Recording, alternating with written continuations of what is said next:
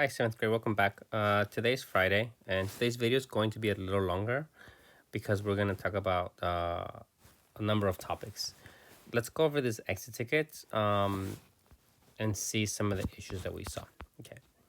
So when you cite another source, you may place information in quotes. So when you put things in quotes, that means you're copying exactly as it is, right? You place information in quotes and copy it verbatim. So when you says in copy it verbatim, that means that you're copying exactly as it is. Or they give you the option, the alternative, or you can restate it in your own words. If you're restating something in your own words, that is not verbatim because it says or. Verbatim means word for word. Okay. Yeah, it started. Students struggle with this one at first, but here we go. Which of the following best helps the reader know what verbatim is? The reason why this answer is wrong when you cite another source is because it doesn't say when you cite another source in quotes, or you can restate it in your own words. That does not mean that verbatim means this. That's not what it means. Verbatim does not mean restating your own words. It's just giving you the alternative of what verbatim means, and that's how you know the opposite of verbatim. Okay, that's how you know what verbatim is.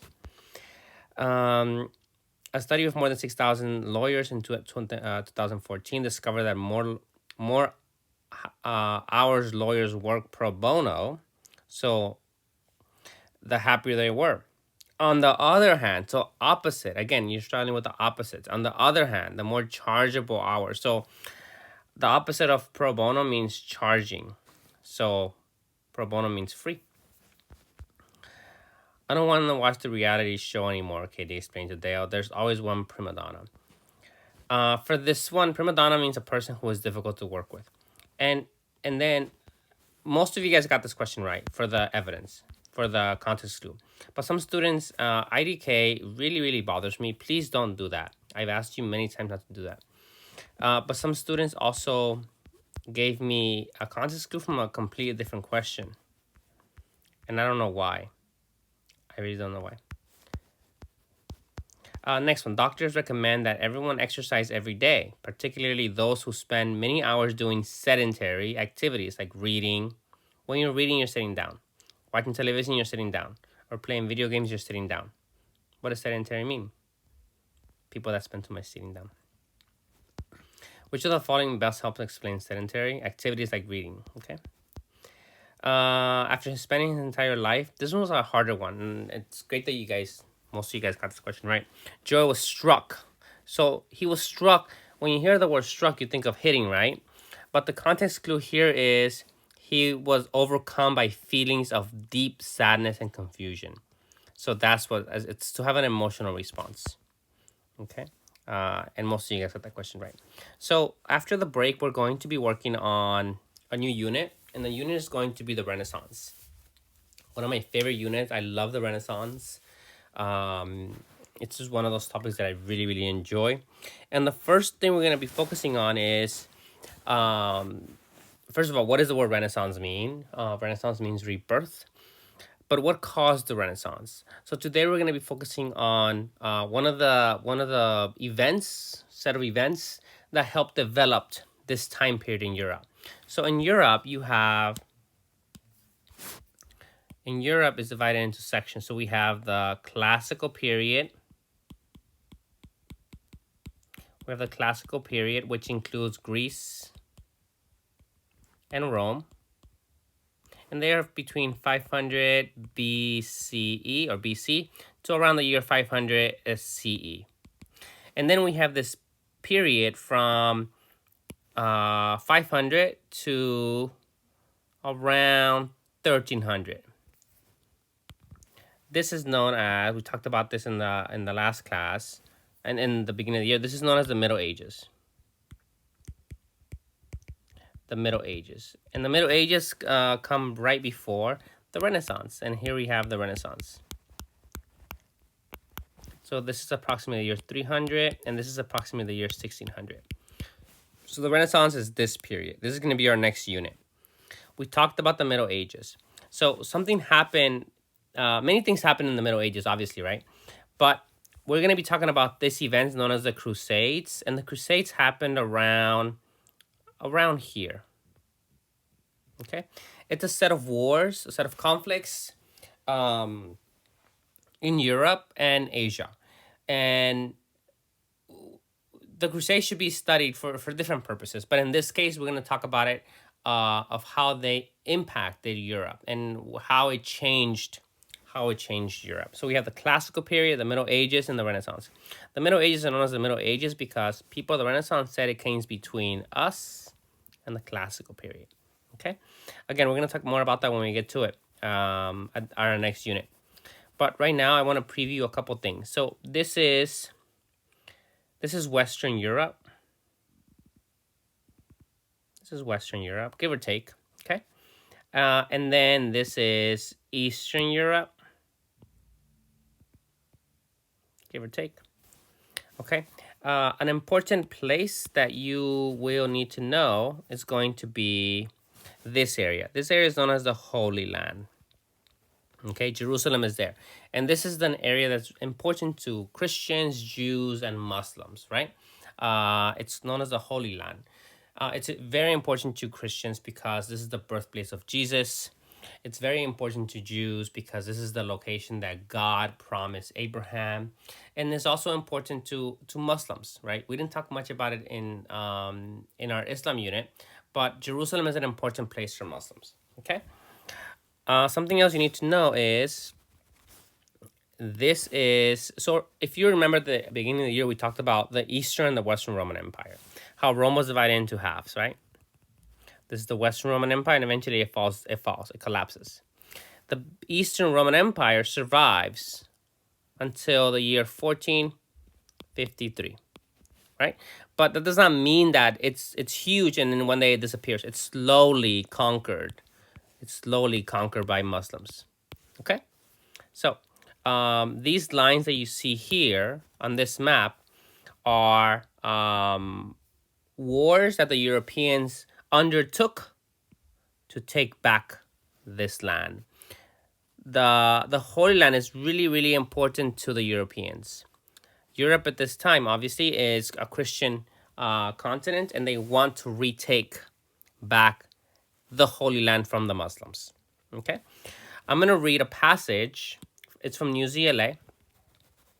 And I've highlighted some words already that I want you to find the meaning to.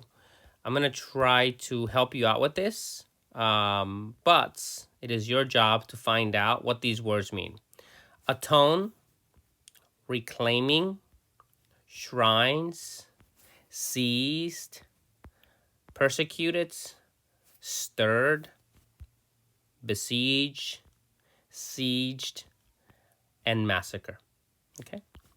So let's get started. The Crusades, war in the Holy Land. Remember, the Holy Land is this area here. This area. When I say Holy Land, I mean this area. Okay? That's the Holy Land. Here we go. I'm going to keep going back to that map, so you please follow along. I'm going to pick a different color because I don't want it to mess up the words that you need to know. From 1096 until the end of the Middle Ages, so I erased my timeline. 1096 will be like right here. From 1096 until the end of the Middle Ages, Christian warriors from Europe undertook a series of military campaigns known as the Crusades. So here, the Crusades, they gave you a definition, right? If you don't know what Crusades are, it is a series of military campaigns or military battles. They were designed to take back control of the Holy Land from the Muslims. So they were designed, in this case, design means they were made, created. The Holy Land was an area in part of the Middle East known as Palestine. So this area is also known as Palestine. This area is also known as Palestine. To Muslims, it's Palestine. It was considered sacred because of its strong connections to Jesus and the beginnings of Christianity. So this is why it's important to the Christians. Many Christians thought that by participating in the Crusades, they would atone for their sins. So here we go. Many Christians thought that by participating in the Crusades, they would atone for their sins. So the context clue is many Christians thought that by participating in the Crusades, what would happen to their sins, right? So atone. First one. On the breast of their tunics, thousands of knights and the soldiers wore a cross of blood red cloth to show that they were going on the Crusades. So you will be able to recognize what a crusader might have looked like. Those who returned wore the cross on their backs. The Latin word for cross is crux, and from this word comes the word crusades and crusader. So a crusade is the events, a crusader is the person taking part. Only the first and third crusades were successful in reclaiming part of the Holy Land. So here is another word. Only the first and third crusades were successful in reclaiming part of the Holy Land. However, the Crusades played an important role in the expansion of Europe. Historians have written about the Crusades for centuries, and today they remain a fascinating and controversial subject in history. Origins of the Crusades. The crusading movement was the result of a number of important factors. By the end of the 11th century, so the 1000s, the countries of Europe had become major powers. Their populations had grown dramatically and their governments had become better organized, enabling European leaders to raise and command large armies. The nature of religious beliefs at the time was another important factor. According to the idea of holy war, Christian warriors had a duty to do God's work by fighting for the church, the Christian church. The practice of traveling to holy sites and the shrines of saints. So the word is shrines of saints also influenced the Crusades. Before the year 1000, most Christian pilgrims journeyed to the holy sites of Europe. But after the year 1000, journeys to the Jerusalem and the Holy Land became increasingly popular. So after the year 1000, Europeans began to want to go here. Europeans began to want to go here, right? They want to visit the holy sites. If I can find myself here. Here we are. But after the year 1000, journeys to Jerusalem and the Holy Land became increasingly popular. Some people believed that they were living at the end of time. They thought that it best to be in Jerusalem when Jesus returned at the last judgment. These developments were affected by changes in the Holy Land and in the Byzantine Empire. The Byzantine Empire, if you remember, is this area here. It's becoming smaller, okay? The Byzantine Empire. Where am I? This was a Christian empire covering parts of Eastern Europe and Asia Minor. It was also called the Eastern Roman Empire because it had continued the Roman Empire after Rome fell. In 1071, this is where things become a little problematic for the Europeans. In 1071, the Muslim Turks defeated the Byzantine armies at the Battle of Manzikert and extended their control over much of Asia Minor. They also seized. They also seized control. So what does seize mean? They also seized control, context clue, of Jerusalem from the Arab Muslims who had ruled it before. The previous rulers had allowed Christian pilgrims to visit the holy city, but the Turks did not. They also persecuted Christians and attacked Christian holy places. Okay, so both of those, please think about those.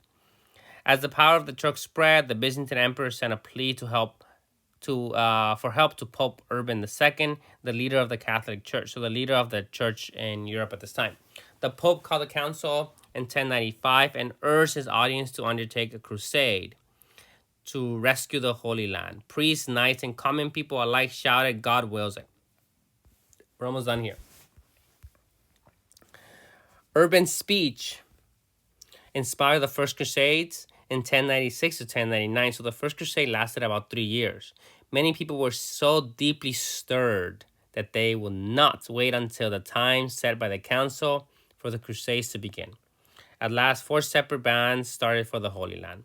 early in 1096. One of them, a group of knights and peasants known as the Pope's Crusades, managed to reach Constantinople. Constantinople is located right here. So they're coming from Europe and they're traveling, they're trying to get here, but first they get there.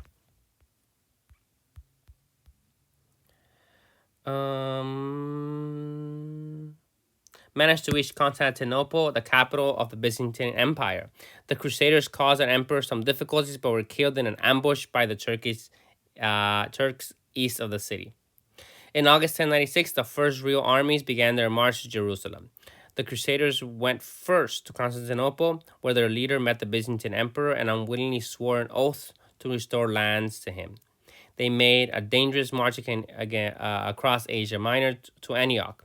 For 7 months, they besieged the city, suffering almost as much as the people inside the walls.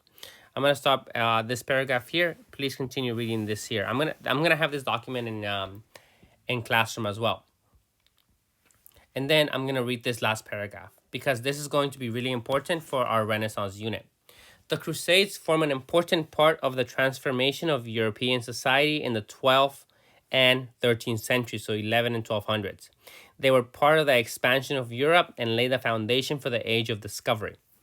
The Crusades also introduced Western Europe to the great civilizations of the Islamic and Byzantine world. So during the Middle Ages, people in Europe didn't travel as much. These wars exposed Europeans to the achievements of the Muslims in the East, right? The Muslims in the East were much more advanced than the Europeans at this time. And it is through this contact that Europe is able to borrow many of the technologies and knowledge from Muslims. The Crusades had led to trade in spices, food, and fabrics with the East, and new kinds of knowledge such as making paper. The reconquest of Spain helped introduce Western Christians to Arabic science. Crusades to the East exposed Europeans to the great cities and cultures of the Islamic and to new forms of castle building. The Crusades ultimately failed to regain the Holy Land. They succeeded, however, in shaping the religious practices in Europe. They also prepared the way for a later wave of European expansion in the 15th and 16th centuries and European explorations in the New World.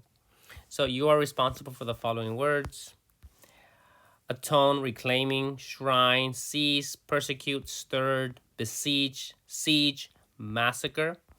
And you're also going to have an exit ticket on the Crusades. I do want you to read these paragraphs because you are going to have questions on them. Okay? You guys are doing great. Have a safe, great break. And if you want to catch up on the Renaissance, you're more than welcome to go into NewsGLA and read some articles. It's going to be on Da Vinci, Michelangelo, the Ninja Turtles.